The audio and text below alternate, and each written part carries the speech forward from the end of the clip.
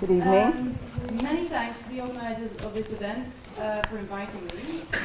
It's an honour to be here and to provide an introductory talk to a fellow Ruth, Professor Ruth Gilmore, an acclaimed academic and activist who will be speaking on abolition geography and the problem of innocence.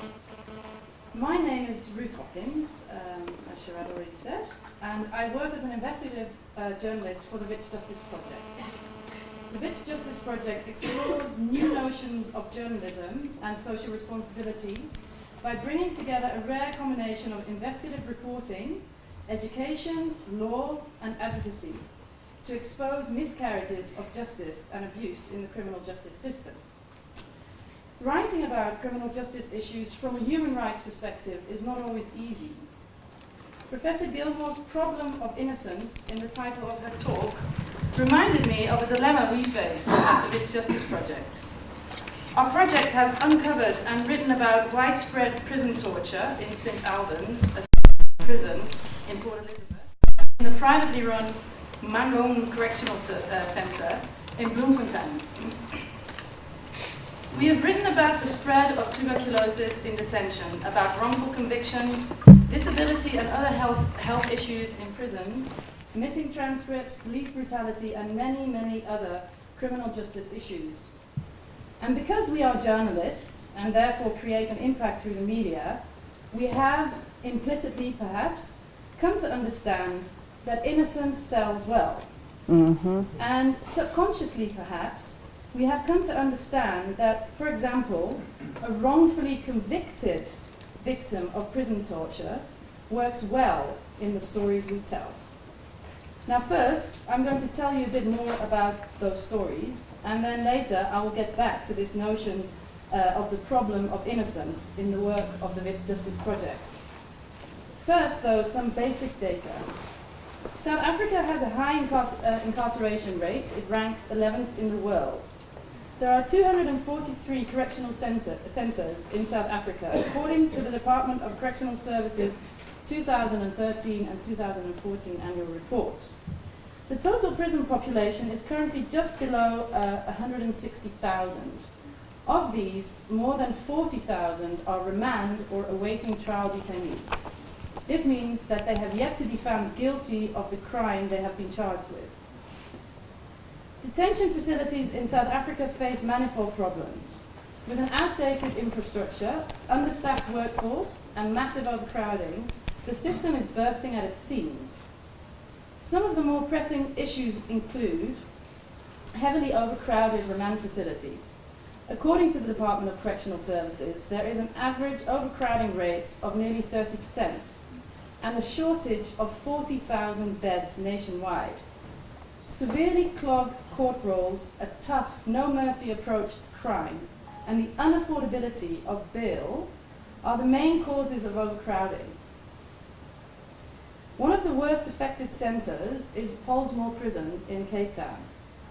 One of the inmates incarcerated in that centre told me recently that the last time he was let out of his cell for exercise was 3 or 4 months ago. So when 60 men cohabit in a cell that is built for 20, this means that quite a few inmates end up sleeping on the floor. Sanitation is in a deplorable state with no running hot water and broken pipes. Another remand detainee said, "There are a lot of sick people inside the cell. We all have bites from lice. I feel sick and stressed all the time." Cell overcrowding has led to a rampant spread of tuberculosis throughout mainly remand sections. In 2012, the Constitutional Court ruled that the government was not fulfilling its obligations to curb the spread of TB in Pollsmoor Prison. However, the pulmonary disease is still the #1 cause of death for inmates. The overcrowding and understaffing in South Africa's detention system has created an environment where violence is used often, randomly, and with impunity. Apartheid-era torture methods are replicated and perpetuated over and over again. One of the biggest torture cases came to light when 231 inmates at St. Albans Prison in Port Elizabeth decided to sue the Minister of Correctional Services for torture-related damages resulting from a prison-wide orgy of violence which occurred in 2005. This included inmates being forced to lie naked in a human chain, heads to anus, while warders beat, shot, and assaulted inmates, as well as setting dogs on them. One of the inmates, Bradley McCullum, was allegedly raped with a baton. The UN Human Rights Committee found South Africa guilty of human rights violations after McCullum lodged a complaint with this human rights body. A domestic civil claim for damages lodged by 2 other inmates is currently being heard in the Port Elizabeth High Court. The widespread publicity generated by my colleague, Caroline Raffaeli, and the multiple legal interventions surrounding the mass beating do not seem to have been a deterrent. In March last year, a similar mass beating involving about 200 inmates took place at the same prison. In 2012, I started an investigation into Mangaung Prison in Bloemfontein, run by the British security conglomerate G4S. Over a period of a year, I visited the prison regularly and interviewed approximately 70 inmates, 30 warders, and several other sources. I obtained confidential government reports and correspondence. The smoking gun, however, was handed to me a few weeks before the story hit the press. Video and audio footage shot inside the prison of what seems to be electroshocking and forced medication of inmates with antipsychotic drugs. The maximum security prison has an emergency security team, the EST, that consists mostly of men dressed in black fatigues, which earned them the nickname the Ninjas. The Ninjas are armed and they deal with emergencies, ranging from prison riots to escorting inmates to healthcare, to fights erupting between the regular warders and inmates. This team has allegedly tortured and abused repeatedly and with impunity. Based on first-person accounts and documents we have seen, a pattern of abuse emerged. Inmates who are perceived to be a problem, were escorted by the Ninjas to Broadway, which is the isolation unit in the prison. There, in a cell away from CCTV cameras, the inmates told us that they would be ordered to strip.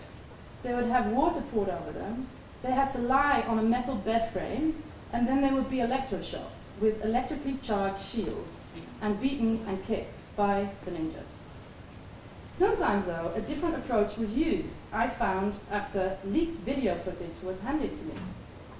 When inmate Becky Dlamini complained about the quality of his food on the 24th of July 2012, the Ninjas were called, and they escorted him to the hospital, where they told him he would be injected.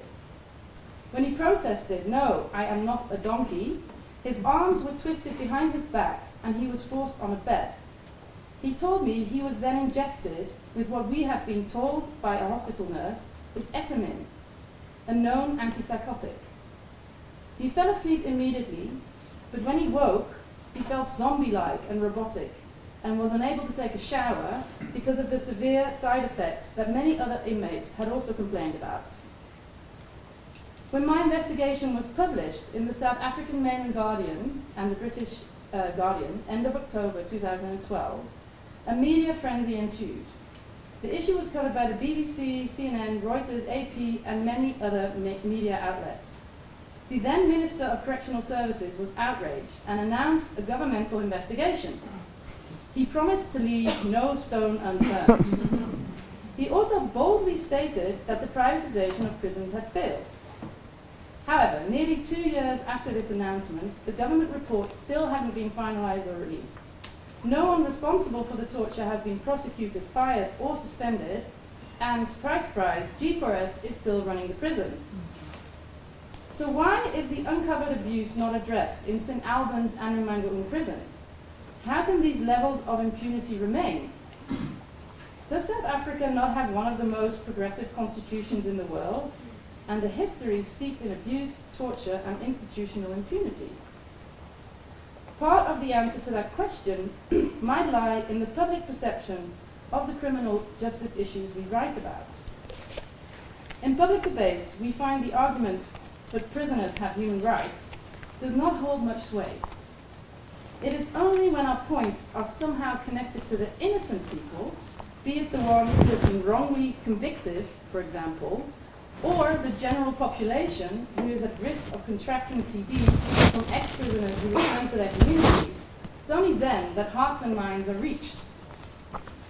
On public forums, our work is sometimes met with indifference. There is a pervasive eye-for-an-eye attitude. Rapists and murderers are being raped, tortured, and killed behind bars? So what? They deserve it. That observation stems, I imagine, from the soul-destroying and earth-shattering personal experience of violent crime, or from the daily struggle of having to live in inhumane circumstances. It deserves to be heard, but it also deserves to be challenged, because ultimately it complicates a discussion around the rights of prisoners, around the question, what constitutes fair and just detention? And this might well be part of the problem of innocence that the other Ruth will discuss with you now.